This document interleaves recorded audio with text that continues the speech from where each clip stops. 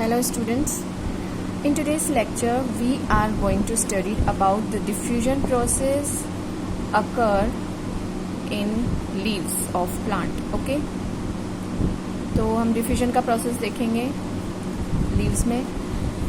सबसे पहले it is important to know कि कौन सा पार्ट जो है लीव का किस हिस्से से या किस तरह से कौन से पार्ट से गैसेस जो है वो डिफ्यूज़ होंगी, ऑक्सीजन डिफ्यूज़ होगी. सो द लीव्स हैज़ हम लोगों ने देखा है अपनी छोटी क्लासेस में, आप लोगों ने पढ़ा होगा term stomata. What is stomata? Stomata is nothing else, it is a small aperture like structure present in leaf. Microscope की हेल्प से जब हम देखेंगे, स्टडी करेंगे, we will get stomata and these are small tiny apertures like structures and diffusion process occur through stomata in leaves. So green leaves produces so much and plenty of oxygen during its daytime. Okay, and by the process of photosynthesis we all know that ये जो oxygen है it is directly used by the leaf cells and during night oxygen diffuses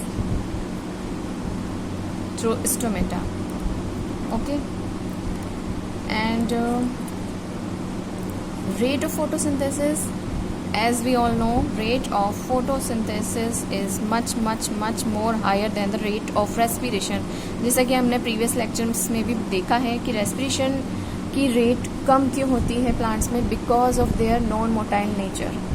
and photosynthesis की rate इसी वजह से ज़्यादा हो जाएगी बिकॉज रेस्पिरेशन की बहुत ही लो रेट होती है. ओके, नाउ डे टाइम में ऑक्सीजन जो है प्लांट्स के द्वारा by plants oxygen will given out and carbon dioxide photosynthesis के दौरान जो है वो यूज में आएगी and it will form glucose. Okay, during night time carbon dioxide given out by the plants.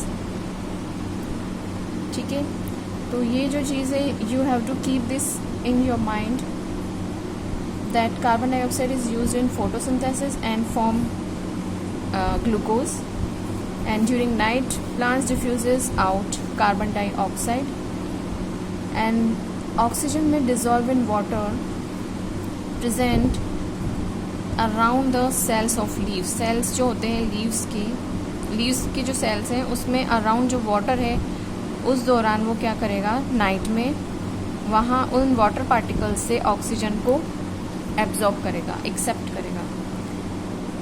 क्योंकि उसके बाद क्या होगा कि जो डिफ्यूजन का प्रोसेस है उसकी सेल वॉल, जो भी प्लांट की सेल वॉल होती है हम लोगों ने स्टडी किया है, प्लांट का स्ट्रक्चर हम लोगों ने स्टडी किया है. तो जो सेल वॉल है उस सेल वॉल से it will diffuse inside its plasma membrane and then plasma membrane से intercellular spaces में जो है वो diffuse हो जाएगा. यानी कोई भी चीज़ है वो हम लोग easily देख सकते हैं कि सेल वॉल सबसे पहले एंटर होगा तो सेल वॉल के अंदर आना पड़ेगा उसको, देन सेल मेम्ब्रेन में आएगा एंड देन वो साइटोप्लाज्म में एंटर करेगा. उसी तरह से अगर किसी चीज़ को बाहर जाना है तो साइटोप्लाज्म से पहले उसे क्रॉस करना पड़ेगा cell membrane and they will cross cell wall and then they will get an intracellular space. This is intracellular space which is present between two cells. Intracellular space में हो जाएगा and then again it will enter into cell wall and cell membrane of the next cell.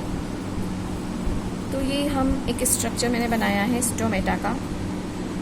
Stomata के structure में we have plant have epidermal cells and these are two guard cells and this is the opening which is known as stoma. Chloroplast are present in guard cells. Okay, and this is the open stomata structure. Okay, now we will see in our next structure when stomata get closed. तो वो कैसा दिखेगा? This type. Stomata is closed.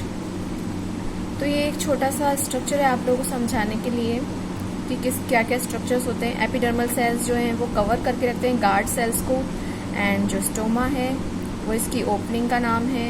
Chloroplast present होता है guard cell के अंदर, and हम ये देख सकते हैं कि ये ओपन किस तरह से होता है, ये मैं आपको छोटा सा बता देती हूँ। ओपन किस तरह होगा, जो भी गार्ड सेल्स हैं वो एपिडर्मल सेल्स से, जब एपिडर्मल सेल्स में सोल्यूट कंसंट्रेशन ज़्यादा होगी तो water will enter inside epidermal cell. Epidermal cells जो हैं वो अभी इनमें वाटर कंसंट्रेशन ज़्यादा है और गार्ड सेल में कम है, तो गार्ड सेल से वाटर जो है वो यहाँ पर एंटर करेगा गार्ड सेल्स में। एपिडर्मल सेल से वाटर गार्ड सेल में एंटर करेगा due to low concentration of water present in guard cells. Okay, अब क्या होगा कि जैसे ही वाटर यहाँ एंटर करेगा तो guard cell will bulge, swell हो जाएंगी, एंड ये जो ओपनिंग है स्टोमेटा की इट विल ओपन।